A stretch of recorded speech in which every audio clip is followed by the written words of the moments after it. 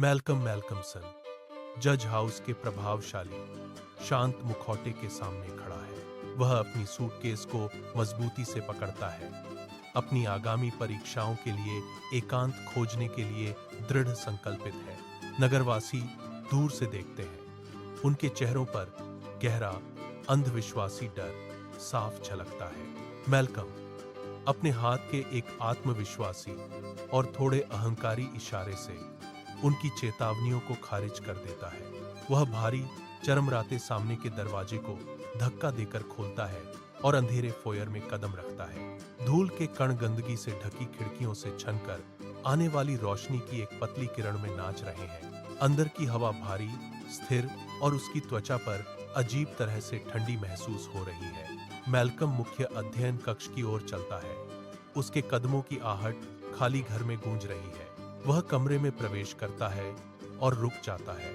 उसकी नजरें एक भयावह लकड़ी की कुर्सी की ओर खिंची चली जाती हैं। कुर्सी भारी लोहे की बेड़ियों से सुसज्जित है, जो एक क्रूर अतीत की निशानी है। वह ठंडी लकड़ी पर अपना हाथ फेरता है और उसकी रीढ़ में एक अजीब सी सिहरन दौड़ जाती है।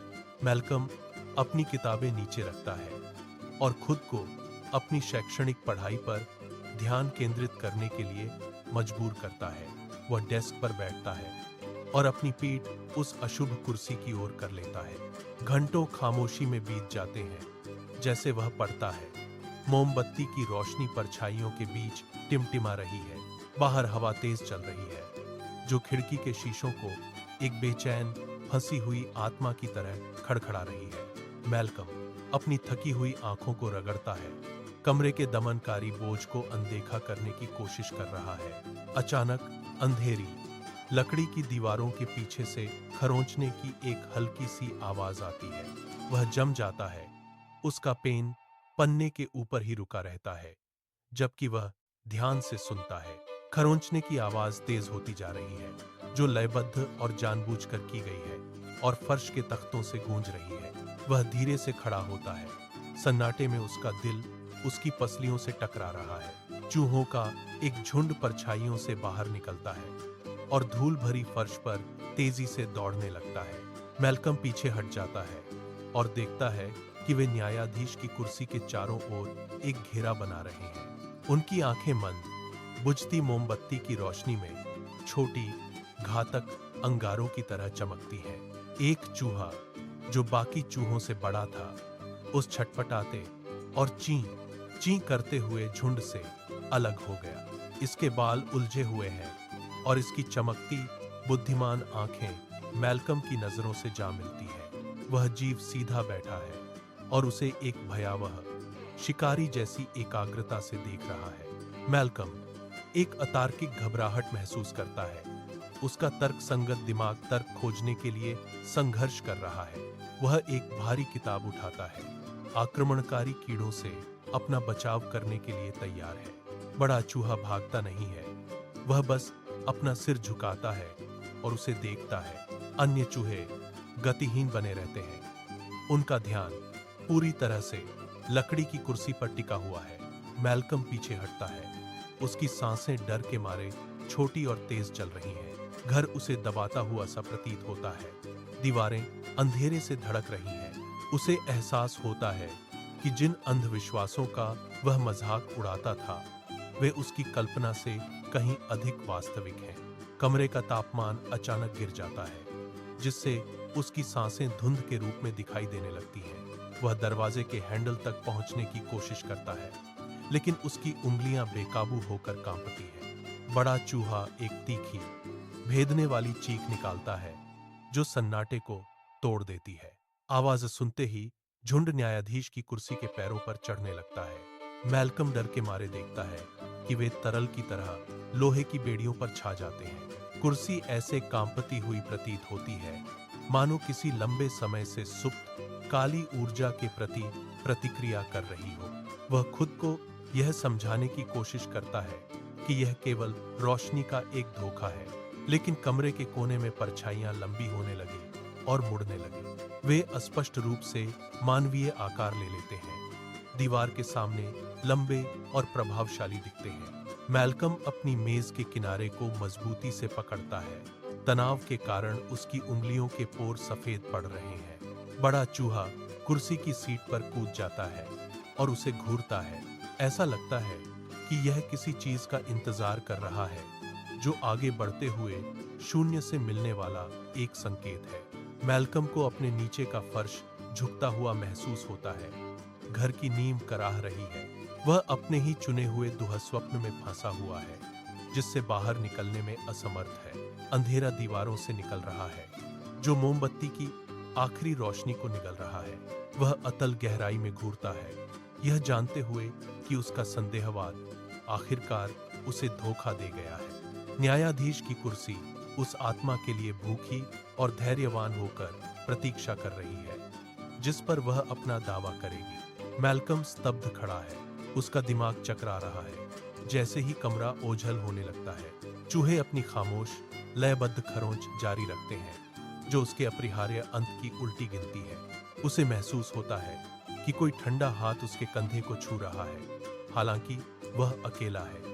घर उसके साथ सांस लेता है, जो प्राचीन सड़ती हुई द्वेष की एक जीवित इकाई है। वह चिल्लाने की कोशिश करता है, लेकिन भारी हवा उसकी आवाज छीन लेती है। बड़ा चूहा अपने पिछले पैरों पर खड़ा है और लकड़ी की कुर्सी की ओर इशारा कर रहा है। मैल्कम जानता है कि उसका समय समाप्त हो रहा है और अंधेरा उसे चारों ओर से घेर रहा है। वह कुर्सी की ओर एक कदम बढ़ाता है, किसी ऐसी शक्ति से मजबूर होकर जो उसके नियंत्रण से बाहर है। न्यायाधीश की उपस्थिति अब कोई अंधविश्वास नहीं है, यह एक घातक वास्तविकता है। वह कुर्सी तक पहुंचता है। लोहे की बेड़ियां ऐसे खुलती हैं जैसे उसका स्वागत कर रही हो। मैल्कम न्यायाधीश की कुर्सी के ऊपर बैठे बड़े चूहे को घूरता है। चूहे की चमकती आंखें अस्वाभाविक बुद्धिमत्ता के साथ मैल्कम पर टिकी हुई हैं। एक अचानक गहरी गूंजती हुई आवाज फर्श के तख्तों से होकर कंपन करती है। मैल्कम अपने कान बंद कर लेता है, लेकिन घंटी की गूंज और तेज हो जाती है। कमरे की हवा बर्फीली हो जाती है, जिससे उसकी सांसें धुंध में बदल जाती हैं। परछाइयां दीवारों पर फैल रही हैं, जो मुड़कर लंबी और विकृत आकृतियां बना रही हैं। बड़ा चूहा छत से लटकी हुई मोटी, घिसी पिटी रस्सी की ओर तेजी से दौड़ता है। यह उन्मादी, झटकेदार गतिविधियों के साथ रस्सी पर चढ़ता है। रस्सी हिलने लगती है और खुद को जल्लाद के फंदे के रूप में प्रकट करती है। मैल्कम डर के मारे देखता है कि रस्सी काली ऊर्जा के साथ धड़क रही है। चूहा ऊपर पहुंचता है और अंधेरे में गायब हो जाता है। झूलते हुए फंदे के चारों ओर एक अलौकिक धुंध इकट्ठा होने लगी है। धुंध एक आदमी की पारभासी भयावह रूपरेखा बनाती है। यह आकृति एक न्यायाधीश के भारी पुरातन वस्त्र पहने हुए है। मैल्कम उठने की कोशिश करता है, लेकिन उसके पैर शीशे की तरह भारी महसूस होते हैं। न्यायाधीश का चेहरा ठंडी, न्यायिक क्रूरता का एक मुखौटा है। जलते हुए कोयलों जैसी आंखें मैल्कम के भयभीत चेहरे पर टिक गईं। न्यायाधीश ने अपना कंकाल जैसा हाथ उठाया और लकड़ी की कुर्सी की ओर इशारा किया। मैल्कम को एक अदृश्य शक्ति उसे पीछे की ओर धकेलती हुई महसूस होती है। वह लड़खड़ाता है। उसकी एड़ियां गलीचे के किनारे पर फंस जाती हैं। वह भारी मन से न्यायाधीश की कुर्सी पर गिरता है। लोहे की बेड़ियां तुरंत उसकी कलाइयों के चारों ओर बंद हो गईं। मैल्कम चिल्लाता है, लेकिन उसकी आवाज घनी हवा में खो जाती है। प्रेत न्यायाधीश करीब आता है। उसके वस्त्र सूखी पत्तियों की तरह सरसराहट करते हैं। फांसी का फंदा छत से धीरे धीरे मैल्कम के सिर की ओर नीचे आता है। मैल्कम बंधनों से मुक्त होने के लिए संघर्ष करता है, लेकिन वे ठंडे और कठोर हैं। न्यायाधीश सीधे उसके ऊपर खड़ा है, एक मूक जल्लाद की तरह। फांसी का फंदा मैल्कम की गर्दन के चारों ओर कस जाता है, जो एक फुसफुसाहट के साथ और तंग हो जाता है। मैल्कम हवा के लिए हाँफता है। घबराहट से उसका चेहरा पीला पड़ जाता है। न्यायाधीश के चेहरे पर दया का कोई भाव नहीं है। कमरा घूमता हुआ प्रतीत होता है। जैसे ही रोशनी काली पड़ जाती है, मैल्कम रस्सी को पकड़ने के लिए हाथ मारता है, लेकिन उसके हाथ उसके आर पार निकल जाते हैं। न्यायाधीश आगे झुकते हैं और एक ऐसा फैसला फुसफुसाते हैं जिसे केवल मृत लोग ही सुन सकते हैं। रस्सी तन जाती है, जिससे मैल्कम सीट से थोड़ा ऊपर उठ जाता है। जैसे ही उसके शरीर से जीवन समाप्त होता है, उसकी आंखें बाहर निकल आती हैं। न्यायाधीश देख रहा है। उसका प्रेतवत रूप एक बुझती हुई मोमबत्ती की तरह टिमटिमा रहा है।